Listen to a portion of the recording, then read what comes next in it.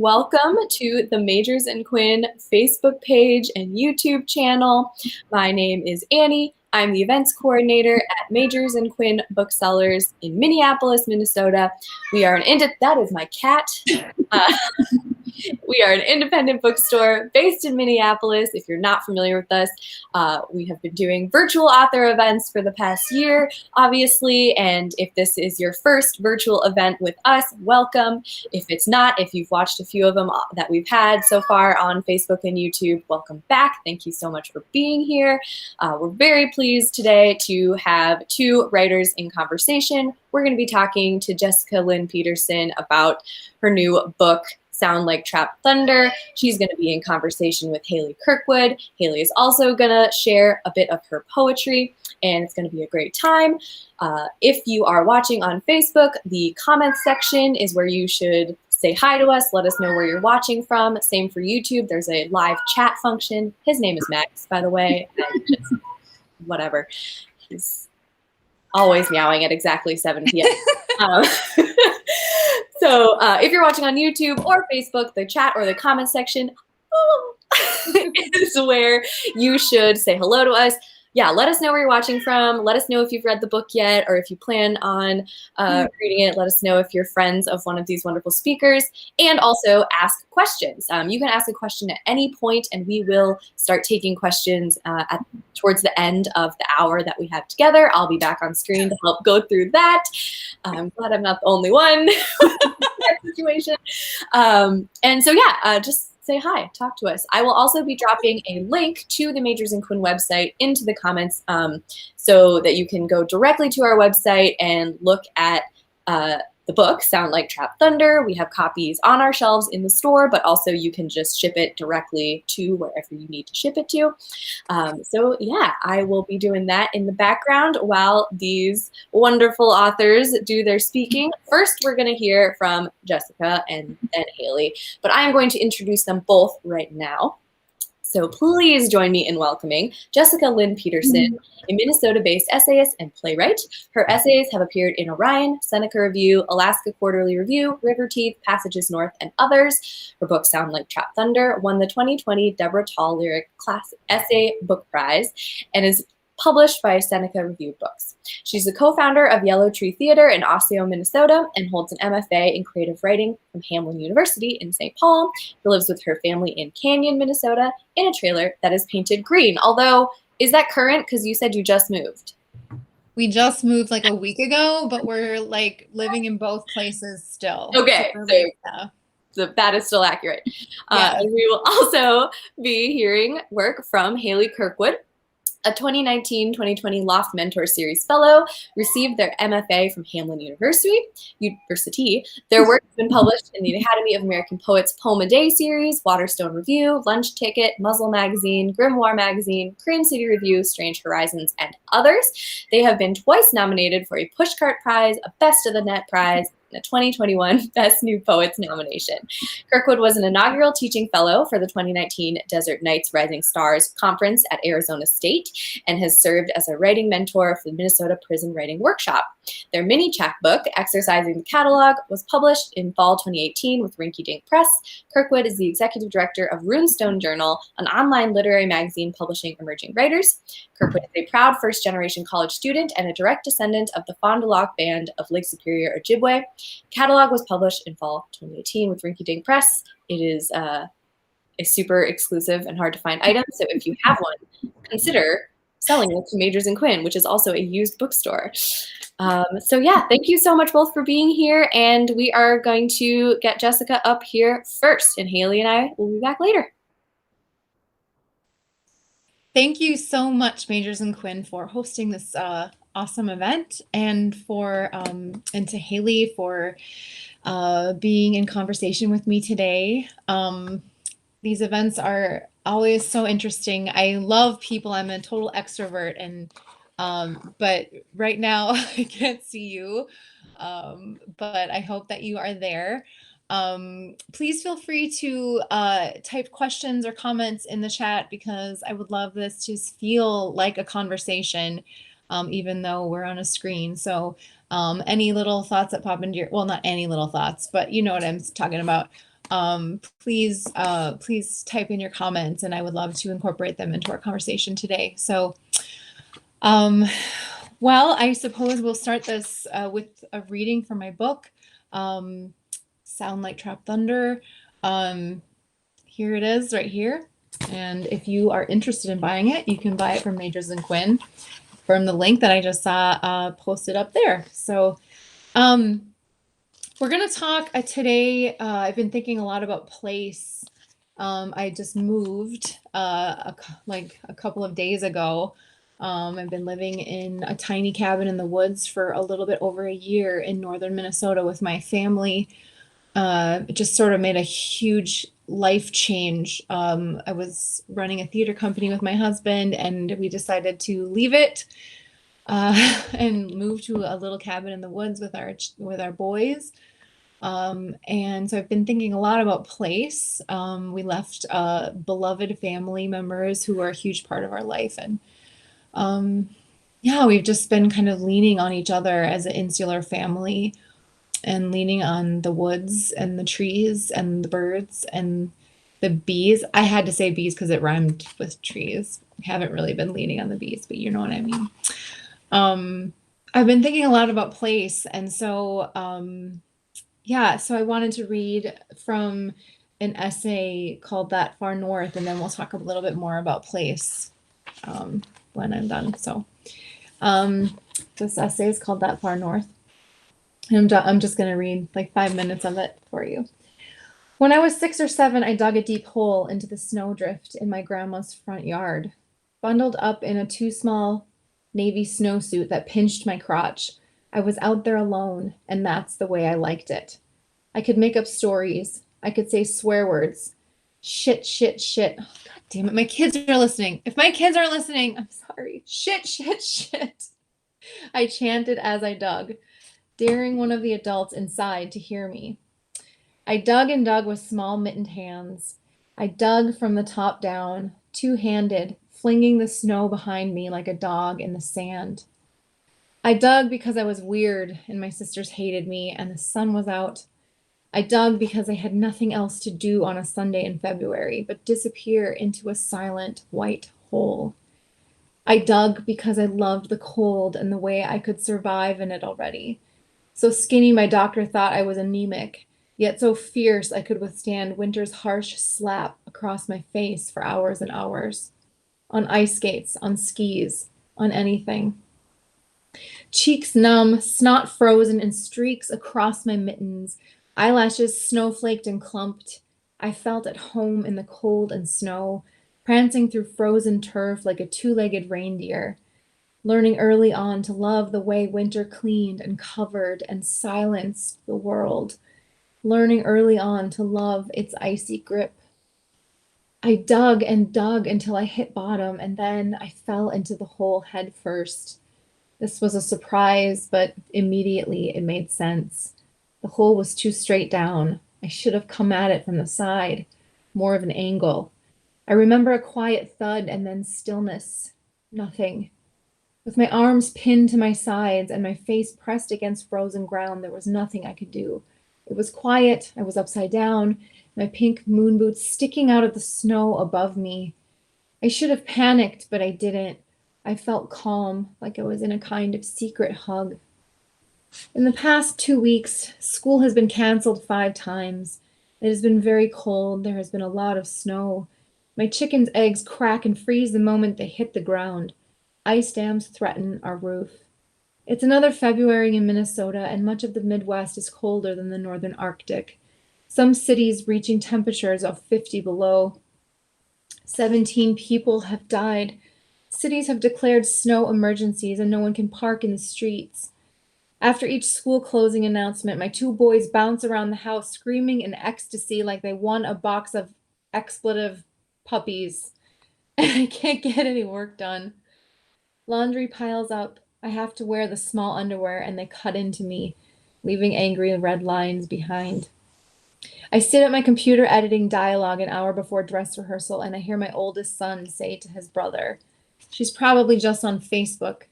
He's mad because I won't play cribbage with him. I'm mad because I just can't play cribbage with him.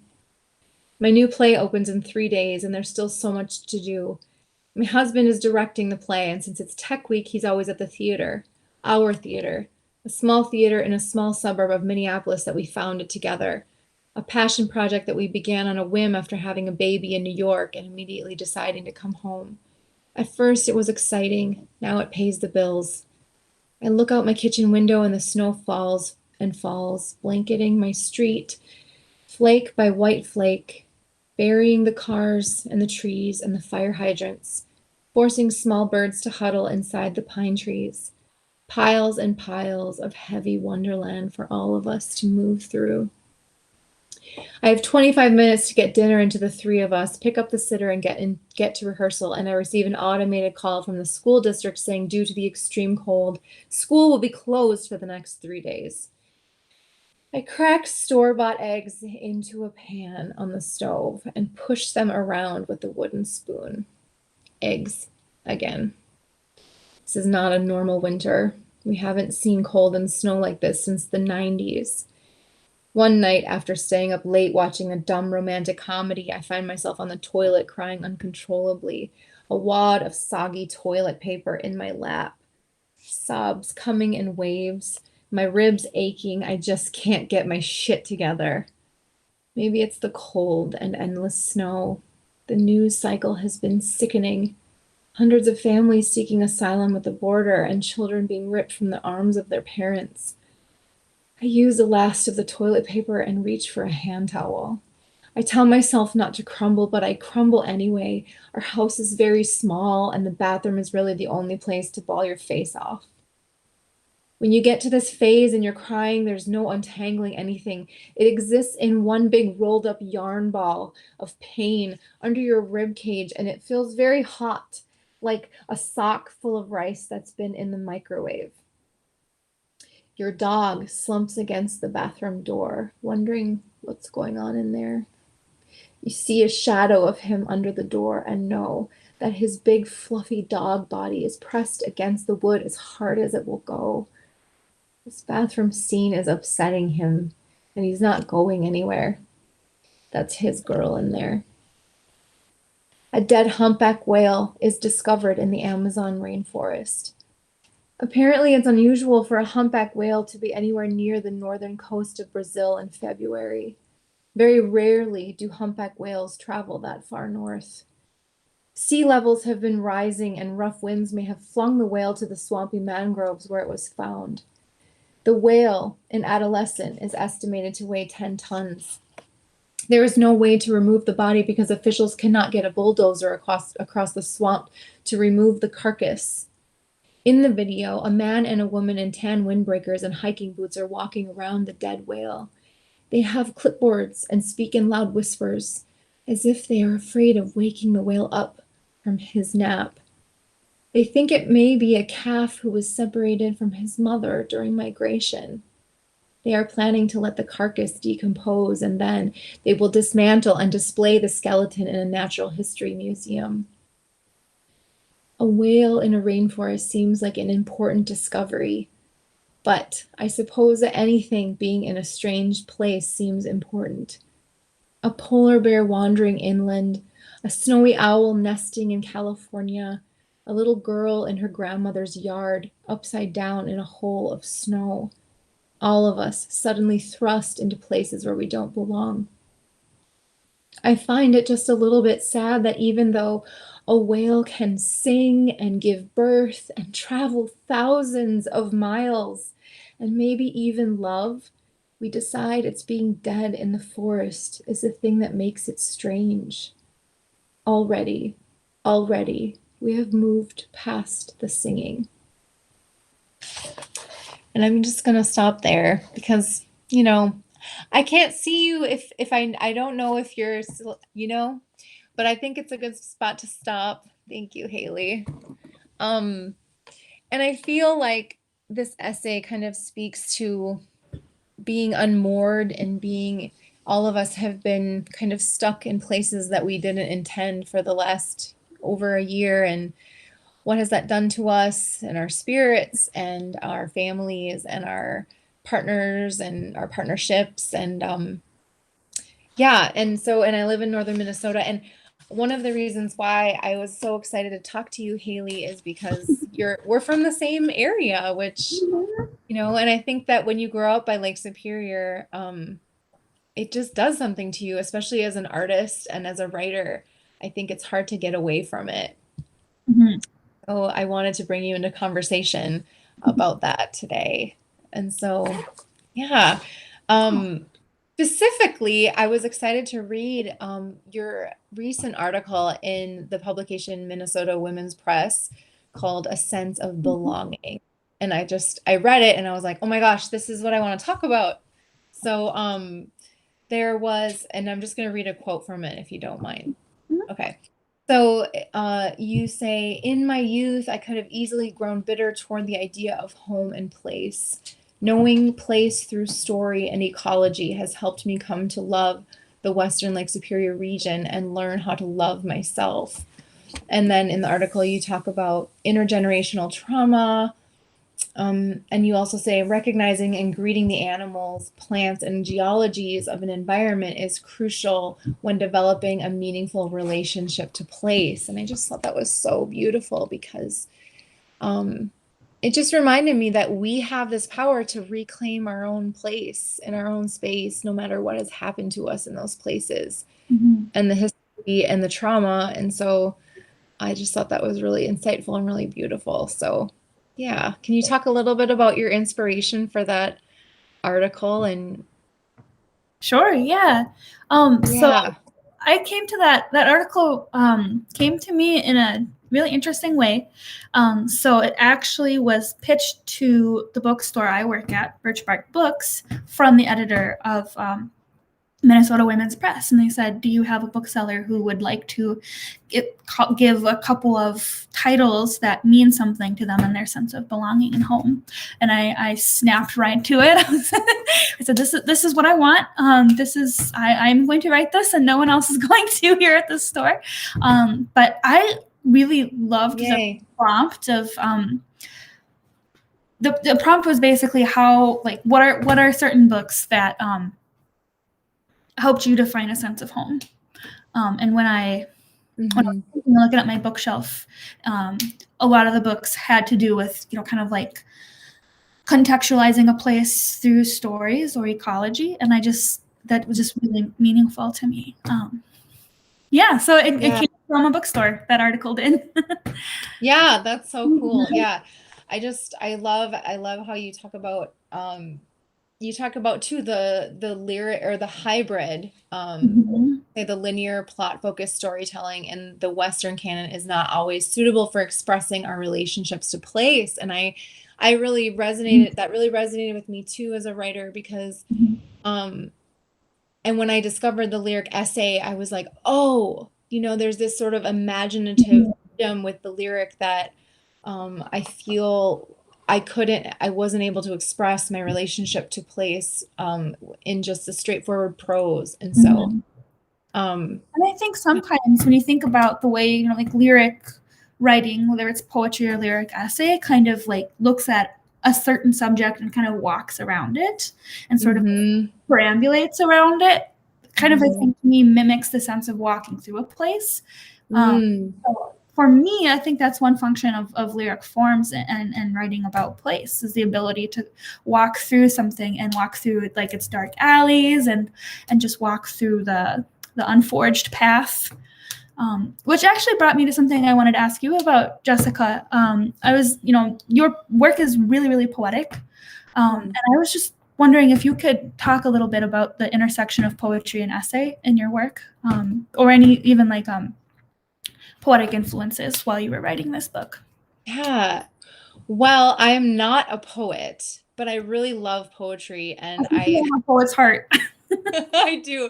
I have a very unbridled sense of being a poet is, and I actually wrote a play about a poet, and so I feel like I have a poet's heart, but I don't have like the poet's vocabulary. I took one poetry class in graduate school, and I still don't know what enjambment is, but I appreciate everybody who does. But yes, I think the reason why I love poetry so much is the same reason why I love the lyric essay. It's because there's this sense of playfulness and freedom that form gives you as a writer that just prose doesn't. And I think that writing the lyric essay, you know, it allowed me to sort of embody these sort of qualities of a poet without having to full on be a poet. And I will say that my favorite prose writers are poets.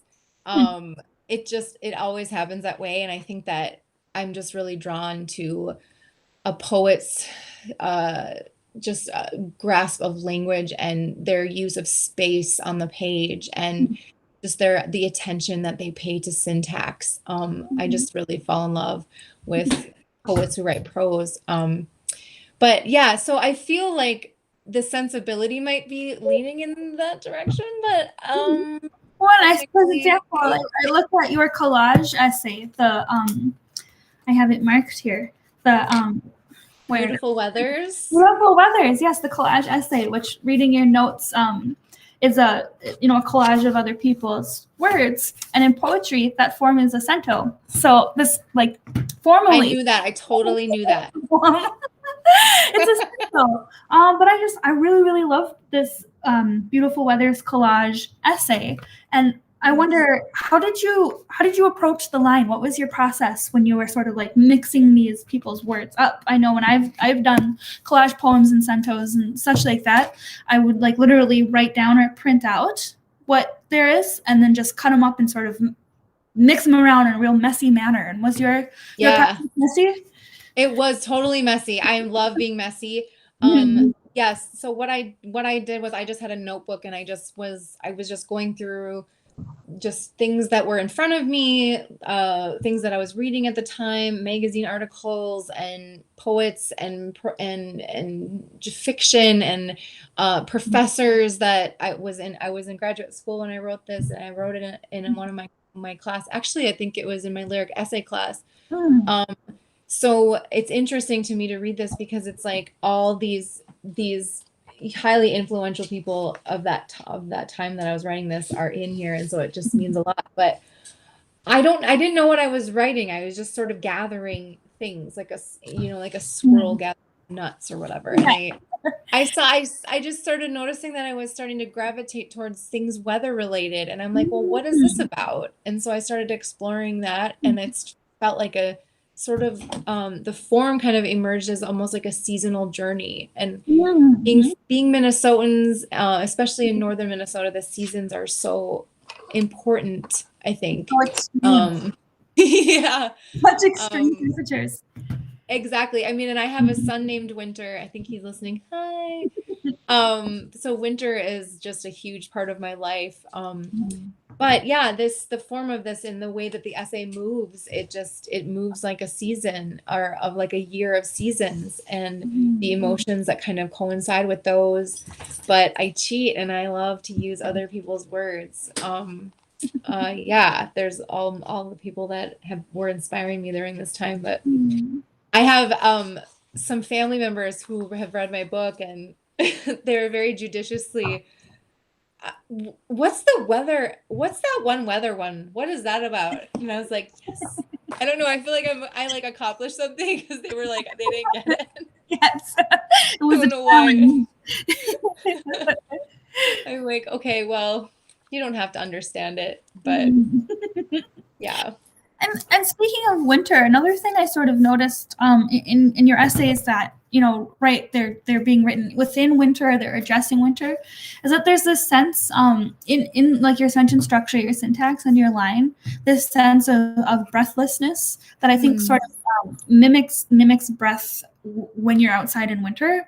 It can be for me harder to breathe because it's so cold and the air hurts to breathe, but you have to get it out. You still have to keep breathing.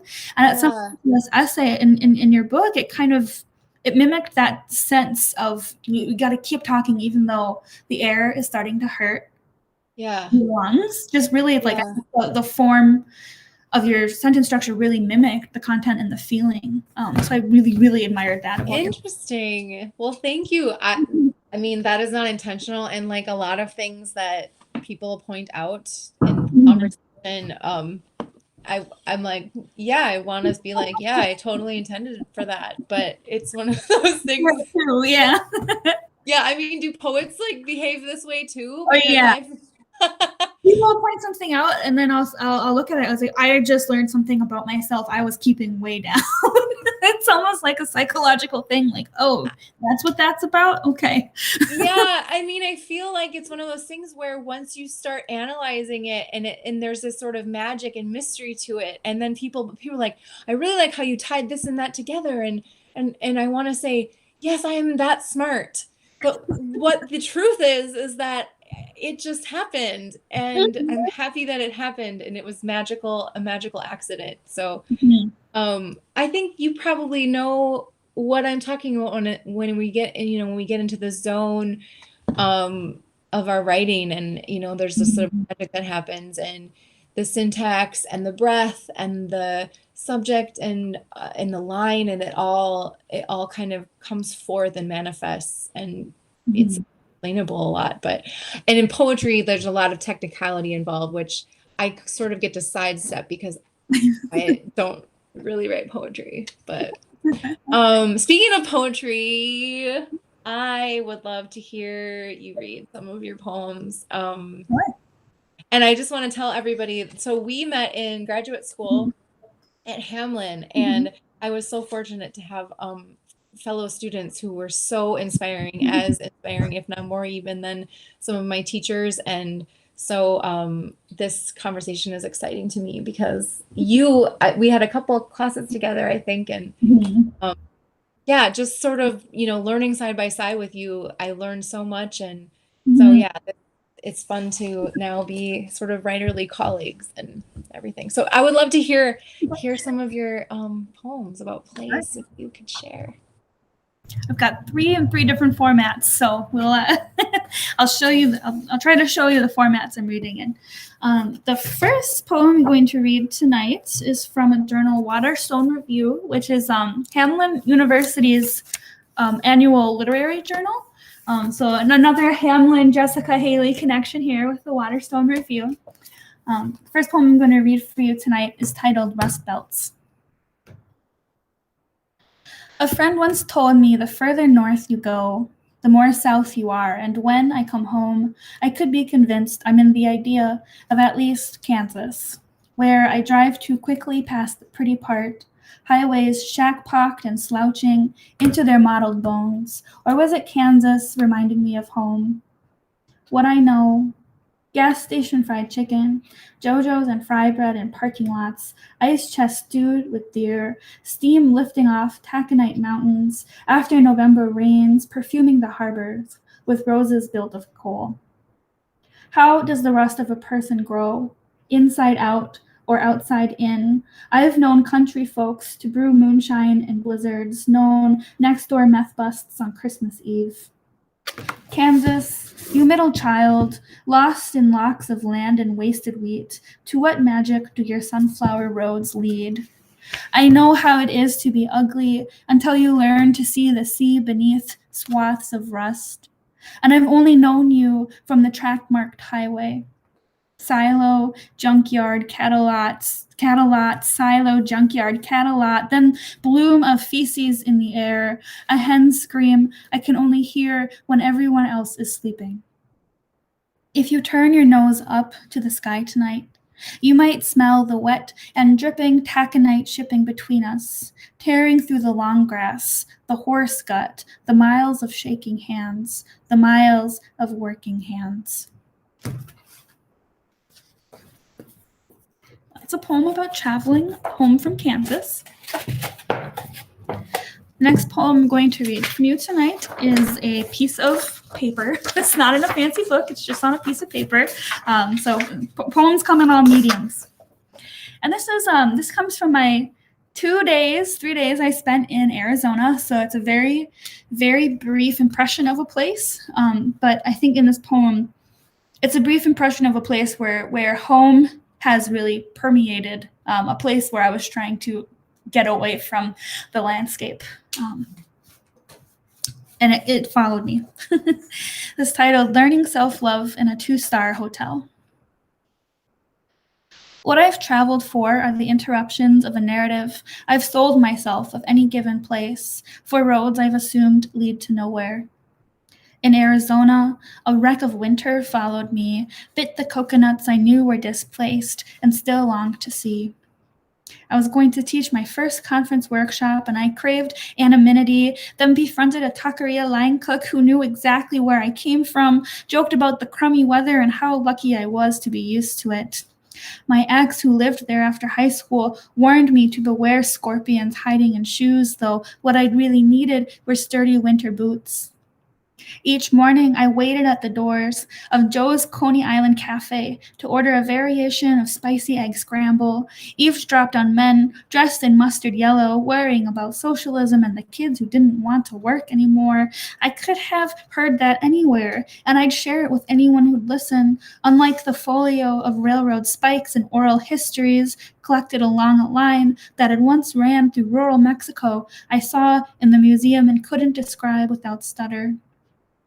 And against my better judgment, I chatted with the ex, described the Phoenix television and how they still played Space Jam, who'd kissed me the day before I left, who wanted to know how I was and of the weather. Every time I traveled there was always an obligation to someone to love, to follow, to meet, and this time being somewhere of my own, owing love to no one, waking up to only my reflection across the room with the peach-tipped palms. For every morning there was at least a sunrise painting the empty pool. Even then, a reminder of who and where I was. The wind from a desert blizzard miles away blew my umbrella inside out in a way I might describe menstrual cramps to anyone who hadn't had them before, how this thing you think you'll never use breaks the first time you use it. Oh, I was far from miserable. I had just found myself interrupting the landscape of a place where I had planned to burn. The time I went to Arizona, there was a blizzard, so I cannot escape that Minnesota winter no matter where I go. And the final poem I'm going to read for you tonight is a Minnesota poem, a very specifically placed Minnesota poem that is for you tonight, Jessica. It's titled Minnesota Nice.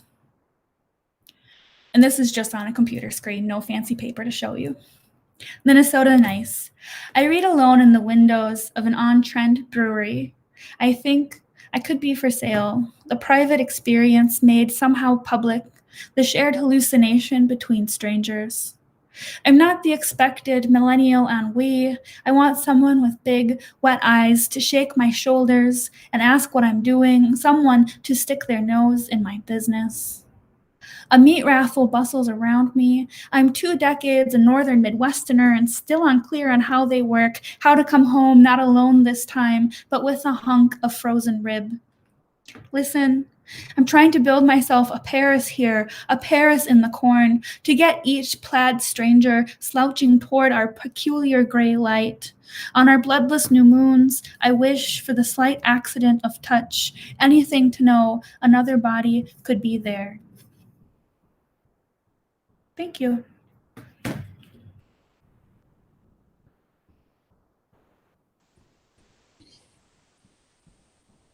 That was amazing. And I love the Minnesota Nice. Oh, that was so perfect. I never read that poem, and I was like, this is the perfect night for this poem. Yes, it was the perfect night. Thank you. Oh my gosh. I love Paris in the corn.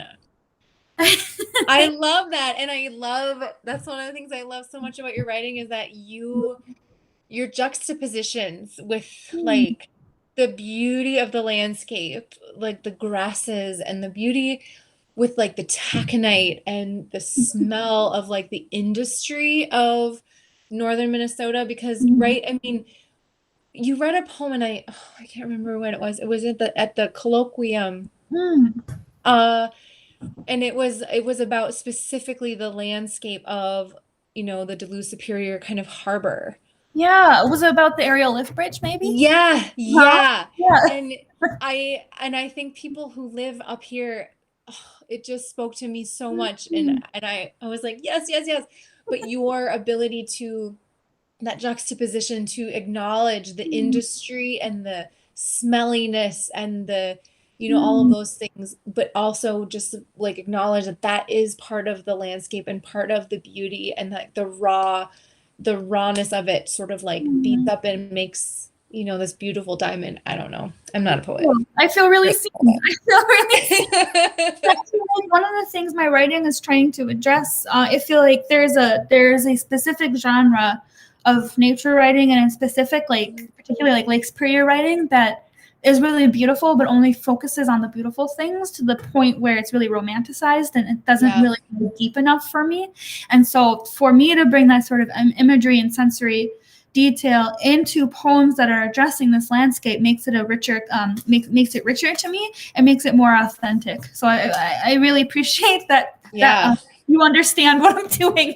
I think that's so awesome that I think that we need to talk about that too, as like writers from this area. Is like, yes, it is romantic. Yes, it is. But, you know, just because you live near a lake doesn't mean your life has been romantic. And the landscape can evoke trauma. Yeah. And, you know, like my grandpa, like my grandparents and the neighborhood that they lived in West Duluth, like, that was all very working class. Like, they all lived down by the lake, but they didn't like sit there and like, you know, bask in the sun all day. Like, they were working like the taconite mines, and they were sweating their asses off, you know? And so for them and my ancestors, like when they came here, that industry is what they equate with the lake. It's not like, you know, the people that come here on the weekend and like get smoked fish, you know? So And not that there's any not that there's anything wrong with that, but it also, it means more. And there's, once you start, and what you're doing is you're scratching that surface, which I think is there's room for that in the canon. And I think that we as people who love the lake, we also need to hear those stories and be reminded that that's there as well. Yeah, so I appreciate that. Jessica, you and I should have an anthology of Great Lakes literature. Yes, please. Listening to this right now and they want to fund that or publish it, yes, DMs. Call my agent. I don't have one. Just call me. I'll give you my number. Yet. That's a really great idea.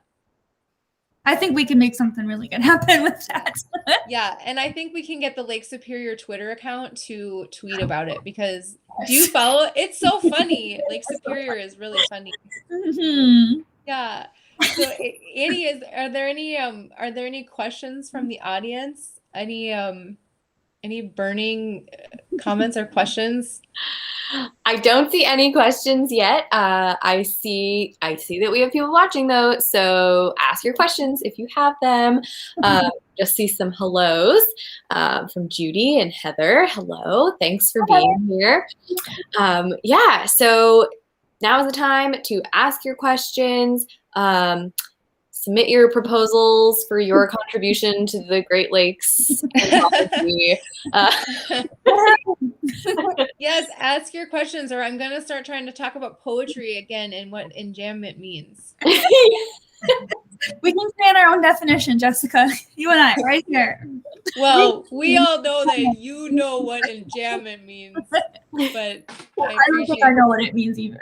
Really? I thought everybody knows, all the poets. A little bit. That one class was scary. I didn't know if I was gonna. Lots of smart people.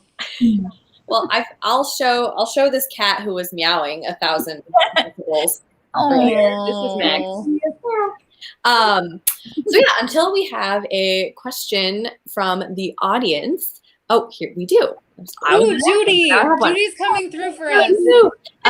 Yes. Okay. So I would like to know about the difference in writing technique or process as playwright, essays, and for Hayley, poetry. So yeah, and for Hayley, you do poetry and other things. So yeah, maybe from each of you, tell us about how or if your process differs based on what you write.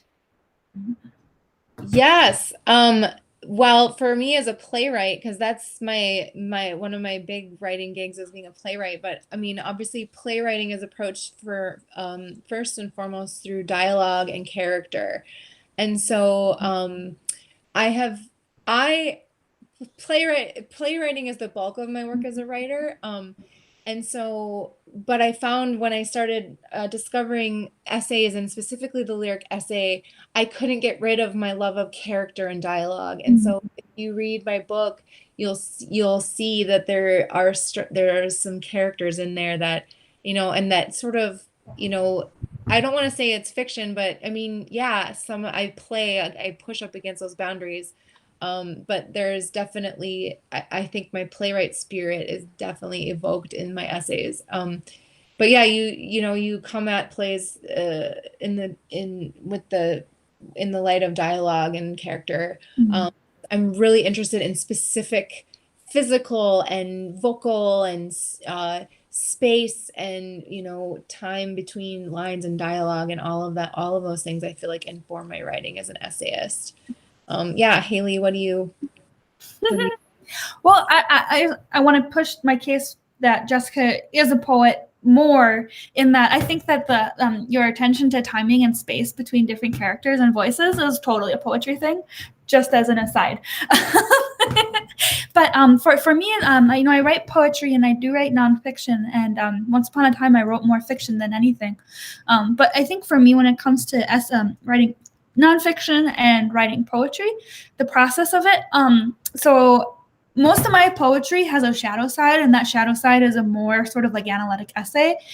And my nonfiction has a shadow side, which is like a small poem. So for me, I kind of like to risk, like if I know my topic and I know the form I want to write it in, I still want to try to write it in the shadow sense, just to kind of know my subject in a different way. That makes sense. But honestly, when it comes to when I choose to write something this way or that way, I do like to write, you know, articles for websites and magazines and journals like that, to sort of really put facts together and voices together in a contextual way, in a really analytic way. So really, if I, you know, pitch an idea to a magazine or an idea is pitched to me, is when I'll do an essay. And you have such an amazing voice. You write with criticism and theory and all of those things really smartly. You remind me of Maggie Nelson in that way. What? Yeah, you do. You totally do. And I think that you should write. I think that you should write essays, just because my favorite are poets that write essays. But you should do something with theory and criticism and essay and poetry. I think that would be amazing. Thank you. That's such a compliment, Jessica. Yeah. Well, it's true. I just want to ask a quick follow-up question for anyone who is watching. You know, we've talked a lot about essays, and there's different types, and Jessica has specifically used the word lyric essay, and that's what is going on in Sound Like Trap Thunder. So, Jessica, how do you define lyric essay? What does that mean to you? Oh my gosh, I feel like I'm in my dissertation. Yes. Well, I did defend my thesis a year ago from my room via Zoom. And I was talking about what I thought the lyric essay was. And at one point, because I was up in my cabin, and I started honking like a trumpeter swan, because I hear there's a lot of nature sounds, and I was trying to equate. I don't know what I was doing, to be honest. I was really nervous. But at one point I honked like a trumpeter swan as part of my explanation of what a lyric essay is. And I don't think it was helpful. But for me, the lyric essay is that the form itself is as imperative as the words that you're writing. And, you know, when I talk about form, I mean, my collection it's all over the place in terms of, there's an allegory, a fairy tale, there's a straight up essay, but then there's essays with subtitles. That really all that matters with the lyric essay is that it obeys its own rules. you can't just be all over the place, and you have to bring your reader along with you and make a contract with them at the beginning and say, okay, here's where we're going. We're going to write a hermit crab essay, which is a cool form where I don't have any of those in my book, but where you write, like you could write like the back of a cereal box and write the ingredients to like a cereal and make that an essay, or like a prayer, or something where there's a form that already exists that's recognizable. And you take that form and you claim it, and you write your essay within that form. And so form is really the superstar of the lyric essay. And for me, it has allowed me to touch on subjects that I never would have otherwise delved into, because it was too much. But there's a space and a little bit of a fourth wall there, if we're talking a little bit theatrical, where the lyric form has allowed me to express myself and to get kind of like dark and twisty without actually going there, if that makes sense. There's a safety net in the form. And so, yeah, to me, the lyric is all about form and, obeying those rules of the form. And within the lyric is a sense of playfulness that I really, really, really love. Yeah. That was an amazing explanation. I'm so glad I asked that. Okay, so here's a question from Heather. You both already talked about the interactions of form and place in your writing. Can you talk